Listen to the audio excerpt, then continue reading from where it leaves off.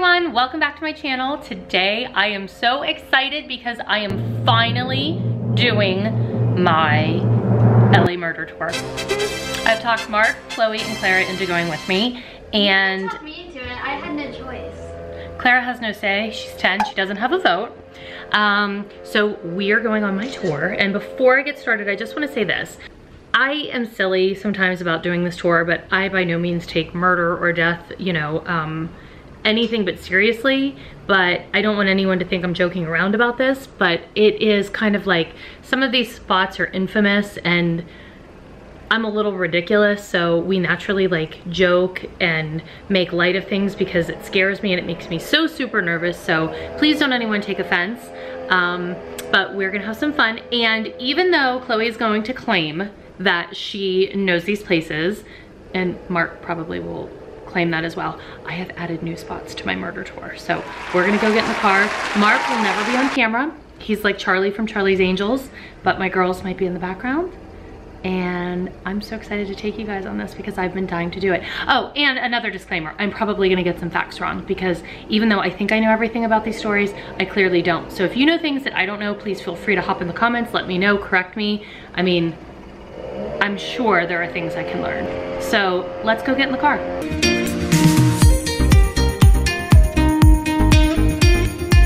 Who's hyped for my tour? I'm hyped for your tour, Christy. Nuh-uh, because you told me that you've been on it and you don't know about all of my new locations. How many new locations are there? Couple. Clara, are you excited? What's happening?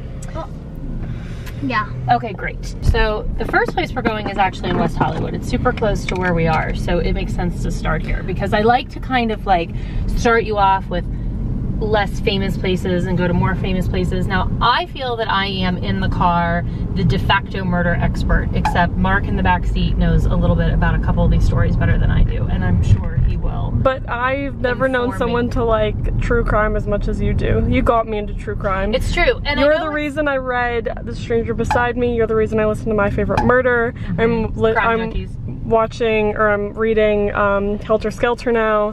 Like, I love true crime, and it's because of you. It's me. And I just want to set the stage, or I just want to state for the record that even though I know everyone on earth like loves true crime, I liked it first. Mark, is it true? That you like true crime? No, that I liked it first. First amongst all people? All humans. No. It is true. I don't think. How long have Mark, when was the first time you locked me in the basement and whispered Ted Bundy in the vents? 15 years? I think it was 20. 20 maybe? 20? That was like... So that was 1 year after dating.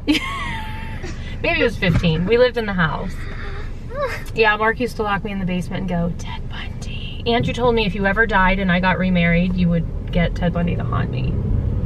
Really? Yes, he did say that. That's funny. Okay, so the first location we're going to is actually, it's really, well, all these stories are sad, but this one's super sad. Mark, do you remember in the early 80s, Rebecca Schaeffer? The story of Rebecca Schaeffer? No. Okay, wait, I just need to put it out that the lighting is going to be weird this whole time because we're driving, so. Yeah. Okay, so Rebecca Schaeffer was an actress, and she was on a really popular show called My Sister Sam with Pam Dauber, who had come from Mork and Mindy. And Rebecca was like this young, beautiful girl in Hollywood, and I think she was only 21 years old. Like, this show was like this hit, and unknown to her, she had a stalker, and his name was Robert Bardo. And I remember this story so much. I can't believe you don't remember this, Mark. And she was just like going about her day, and she was waiting for a script to be delivered because she was actually auditioning for The Godfather 3. Oh, they couldn't email them? No, they were waiting for a script to be delivered.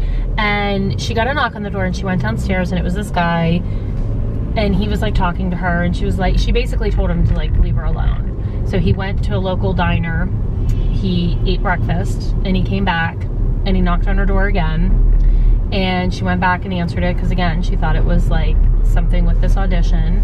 And he went to walk away, and he said, hold on, I forgot to show you something. And he pulled out a gun, and he shot her point blank in the chest and killed her. And this poor, like, young girl never saw it coming. Like, he was a stalker, and he ended up being prosecuted by Marcia Clark, who oh, no way. was the prosecutor on OJ. And I think I think he's still alive. I think he was sentenced to life in prison without the possibility of parole. And I do think he's still alive. You don't remember that story at all, Mark? Never even. He killed only her, or he killed other people? He only killed her. And like, this is just back before it was illegal to even... I just don't understand stalking random people. Like, I will never comprehend like the idea of like finding a random person to be interested in and then like dedicating your entire life to them. Well, and he stalked her, and like what triggered him is she had done this movie before. It was like this dark comedy or whatever. And there was a scene where she was like hooking up with some guy, and he saw it, and he like was mad about it because he said that she had just turned into like a Hollywood slut like everybody else. That sounds Sorry, Clara, hide your ears. This sounds like a story I've heard before, or it's been like... Okay, so her apartment is right up here. So this is kind of the first stop. We'll just sort of stop and we'll show you the apartment, but some of the other places, like, I'll get out and I'm gonna make Chloe reenact a crime. Oh my god. It's this one right here. So, poor girl, he rang her doorbell and she came downstairs. Clara, no feelings. Well, that one I think is pretty sad because it was like a stalking story. This next place we're visiting is one of 2 locations in one of the most famous murder sprees in Hollywood history. Does anyone have any guesses? I do. What? Charles Manson. We're going to the La Bianca house in Los Feliz. All right, we're actually gonna drive past El Coyote right now, and that's the last place Sharon Tate ate before she was murdered. So Chloe will show you that. It's right up here. All right, up here on the right is El Coyote. Actually, this is one of Mark's favorite places to eat when we come to LA. Mark? Oh, and they have the best margaritas in town. But that place is the place that, it wasn't just Sharon who ate there. She was with Jay, Gibby, and Wojtek, and all 4 of them were murdered. They ate there the night that they were killed by the Mansons. And there's a booth in the back that I actually posted on my Instagram story. That's her booth. Like, that was the booth they sat in, and they kind of named it the Sharon Tate booth. So, but they have really good margaritas. Ooh. And really big potholes. Wait, hold on. We have to take a side note for Clara's deep thoughts. Clara, what did you just tell me? Okay, so I can only imagine how ridiculous Michael Scott's voicemail would be. I don't, like... They're obsessed with The Office right now, Christi and Clara, and all they do is watch it and laugh about it and talk about it. So, but like, Clara's sitting around thinking about Michael Scott's voicemail. I know, what a random thought to have. No, because like he does all of his weird voices and stuff, so it'd probably be like... Do you think it sounds like this? Pamela. Like, it's probably like, this is Yoda. No, this is Michael, just call me back later.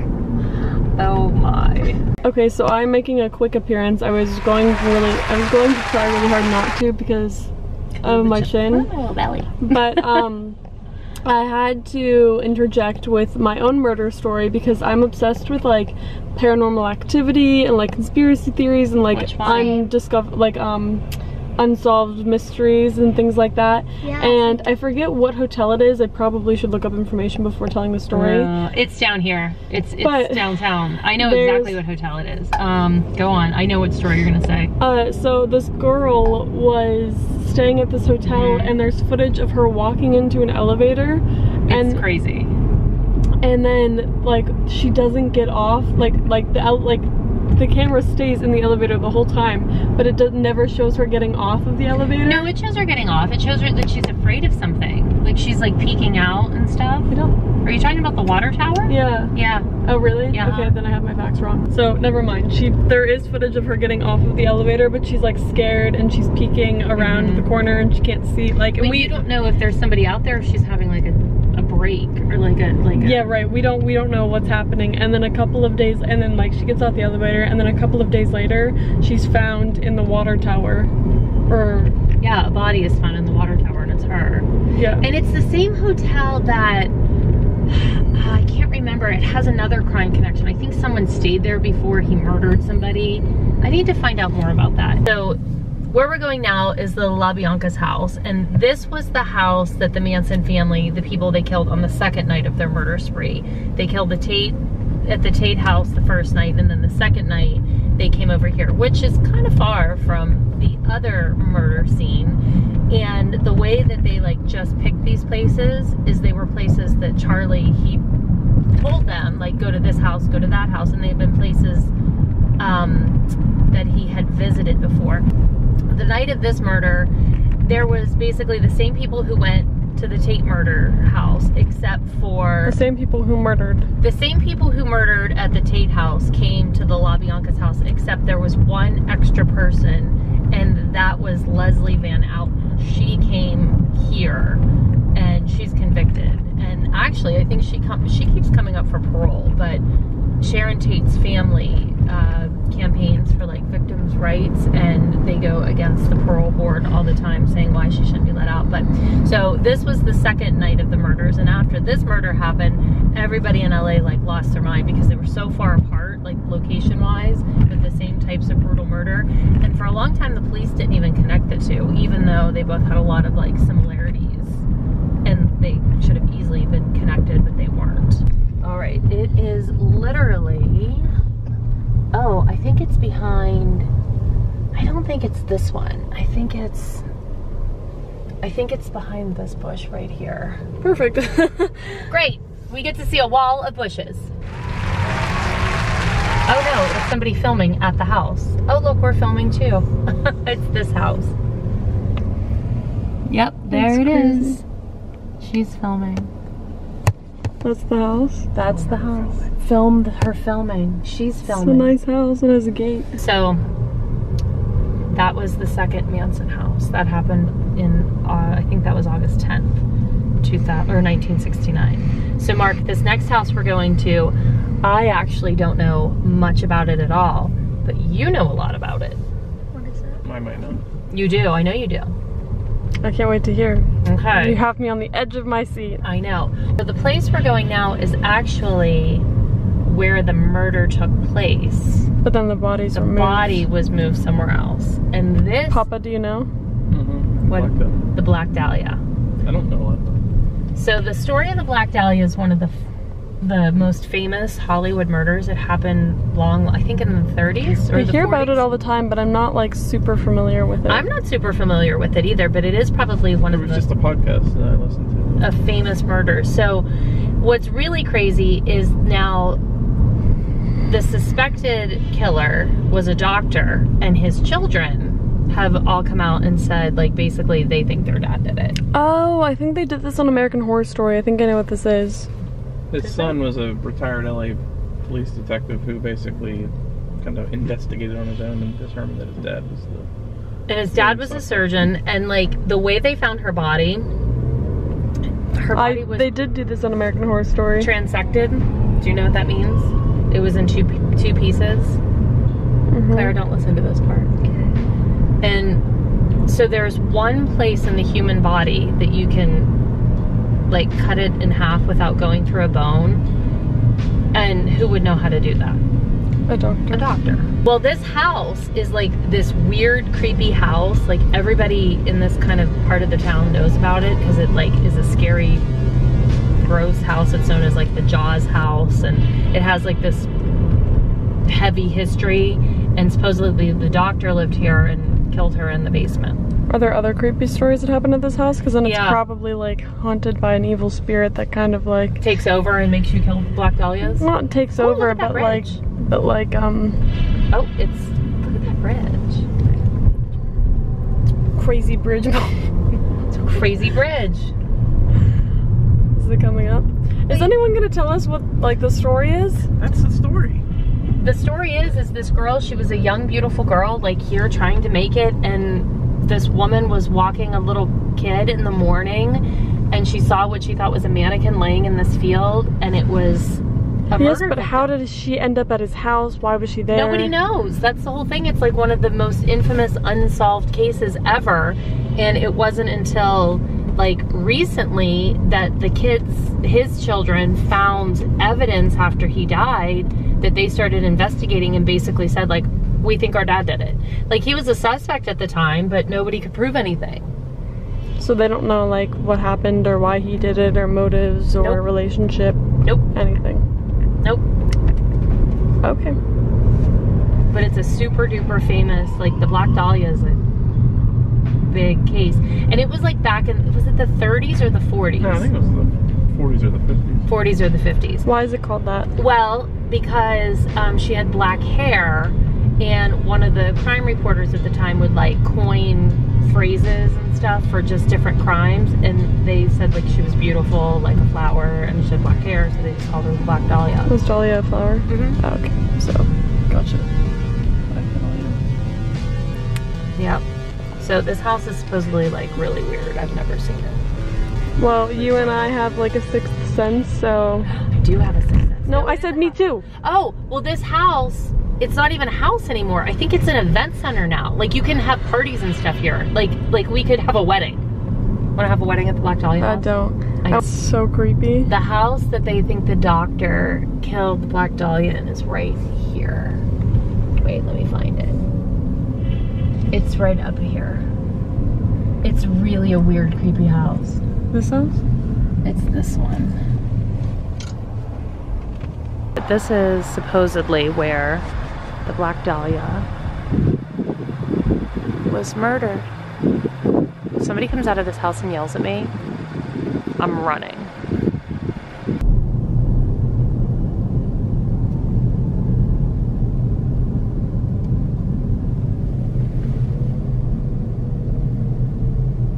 Say something funny. Oh, hi, I'm something funny.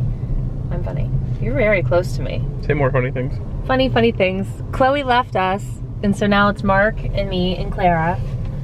And now, so all of those places that I've shown you already, or just showed you I should say, were kind of like the newest stops on my murder tour.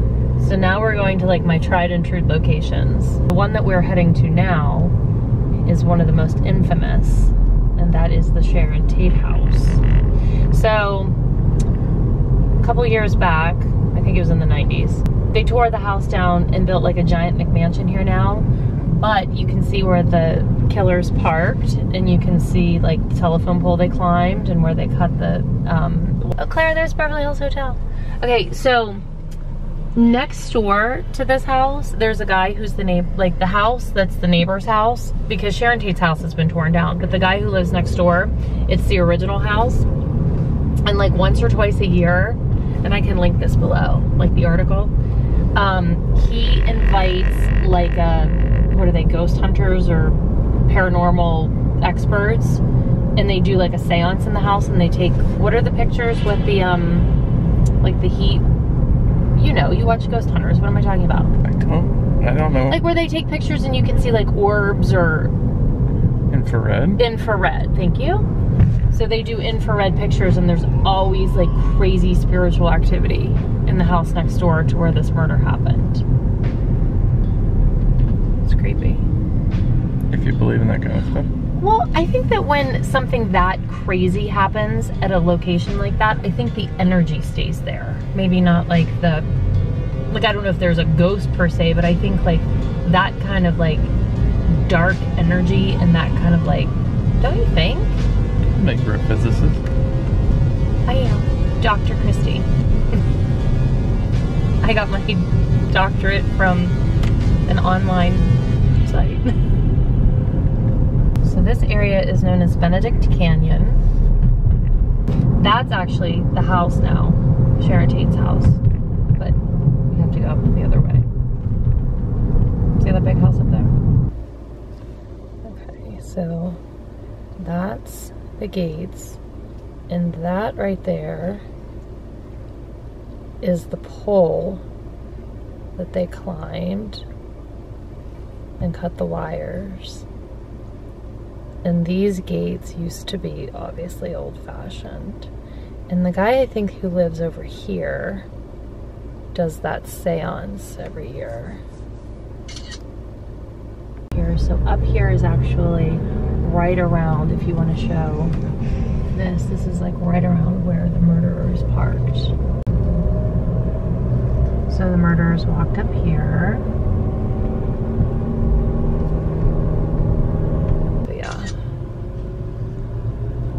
This was all the area that they walked up.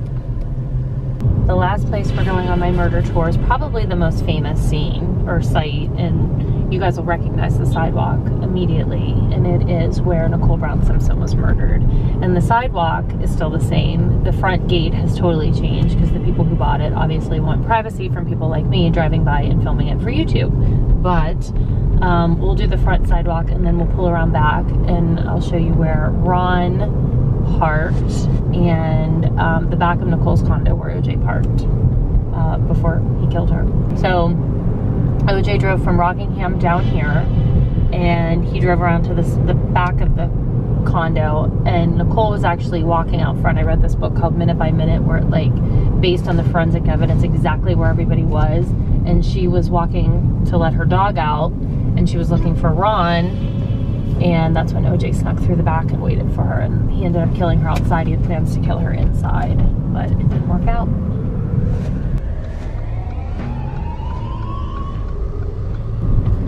Alright, so we are on Bundy, and I think the school is right around here where the dance recital was, but I don't know. I'm sure it is.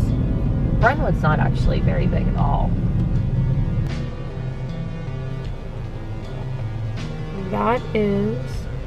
That's all that's left. That's all that's left of the sidewalk. The rest of it's covered. So that is South Bundy Drive. Ron parked right here on Dorothy Drive, and we are going to pull in the back of Nicole's condo in this alleyway.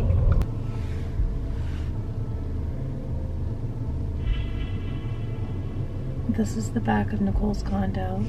OJ went right in through that gate, and that is the gate where the infamous blood stain was that the cops, or the defense, said wasn't there, but it was. And that's it.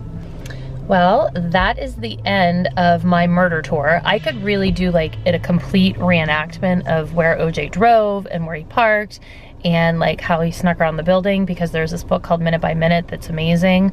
So I sort of like developed this murder tour because I'm just really interested in true crime, and there are so many different stories in Los Angeles. So the first time I came here I was like, wait, I want to see this and I want to see that and I want to see da da da da da, and I figured if I wanted to see it, I thought other people would like to see it. So I just started driving around and finding all these places, and I don't know, I think it's interesting to see the places that you've either seen on television or read about. So it's just really, it's very interesting to me. And I probably will do a more in-depth OJ one because it's more, this is probably the crime I know the most about in Los Angeles. Although I could do a whole Marilyn series, which we could go to Marilyn's house and her mausoleum. But anyway, I could talk about this for hours. So thanks for joining me on my tour. Let me know in the comments below if you liked it, if you'd like to see this in other cities, or if you want to see a more in-depth OJ, or if you want to see more of, you know, famous murder sites in LA. I will see you guys next week. Thanks for coming along, Mark. Bye-bye. Clara. Thanks for joining me. Bye.